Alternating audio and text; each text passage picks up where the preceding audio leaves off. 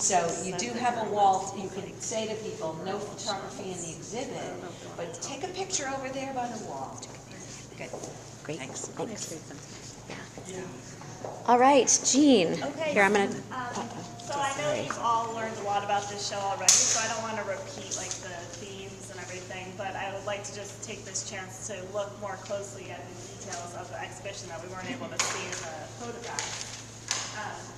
So, well, we can kind of, exhibition starts going this way, and the first photo is this one here. But we can just take a look quickly at Mara Coleman's, which we didn't have a good reproduction of, and you can see that she kind of uses the language and the motifs from Mahjong to make this like humorous little illustration of a Mahjong murder.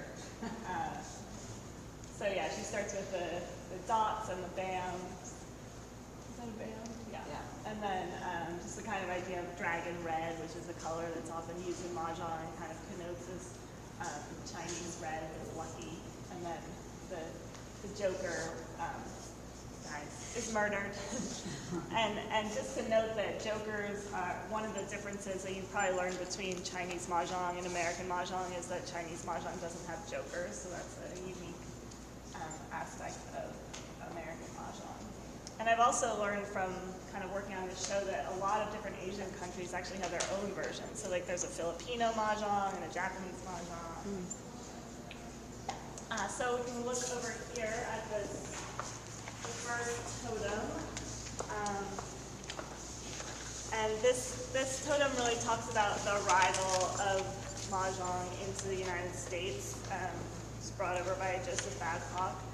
And just some details, you can see the little braid of the doll's hair, which is kind of cool. It's like made out of synthetic hair. And some early tiles that look like they're probably made of bone and bamboo. So those are kind of the fancier versions. You know, I think those are just before it got standardized, people actually made like larger tiles. Yeah.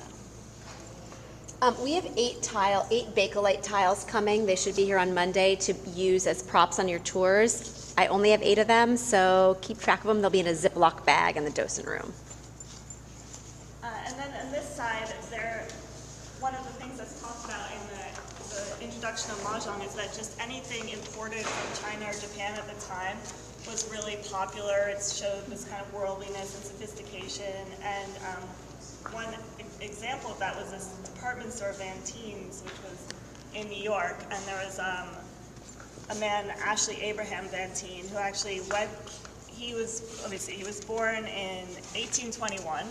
And he came to San Francisco during the gold rush to kind of make his fortune, and instead became involved in like mercantile business and began importing things from Asia. And then he moved back to New York and opened this department store, Vantine's, which exclusively sold Asian imports. So these are 2 postcards that show kind of the interior of the store, and then these incense are from the store as well. And presumably, perhaps the cup and saucer might be. So that just kind of shows you the popularity of Asian imports at the time.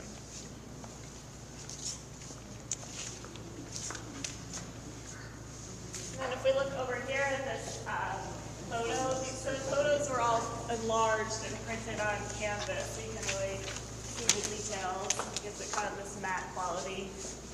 I really love the women's hats, very 1920s style.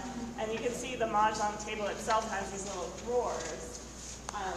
And I don't know if it was specifically made for Mahjong or if it's like a game table, but you can obviously keep the tiles in those drawers.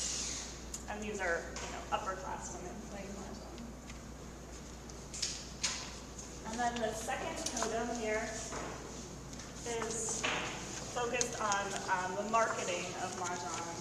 And it went by different names, like there's the Manchu set and the Pengwo, which are all just variations of Mahjong. And it's kind of funny when you see what's printed on them, like the genuine always bears the printed title Mahjong, and the genuine always contains the adopted Babcock rules. So Joseph Babcock really tried to trademark Mahjong and profit from it as much as he could. Did he also trademark those particular tiles or these particular tiles? I don't know if you trademarked like a, what do you mean by particular? Like, Well, this is one looks like a different size and a different design, kind of than these, which are rectangular. Those are more square. yeah, I don't know if he Those- trademarked like certain designs. So there was a freedom in creating the actual tiles.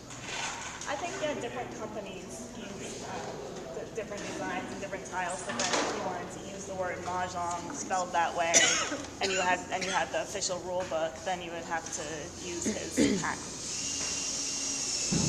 And it applied to the name, but did it also apply to the tiles? I don't think it did apply to the tiles. I think you could use whatever design, you know.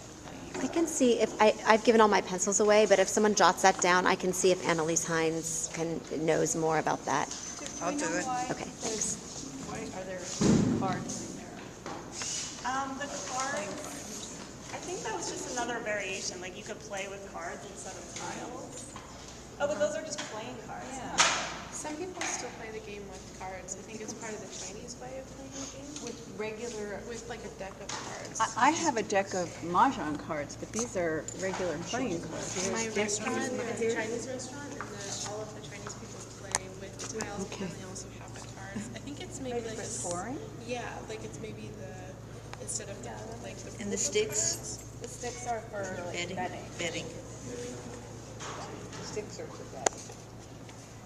And you can see another variation here, which is the wooden tiles, which were popular in the 20s as well, like a cheaper alternative to the bamboo and bone. Excuse me, you said the wooden sticks of tiles. betting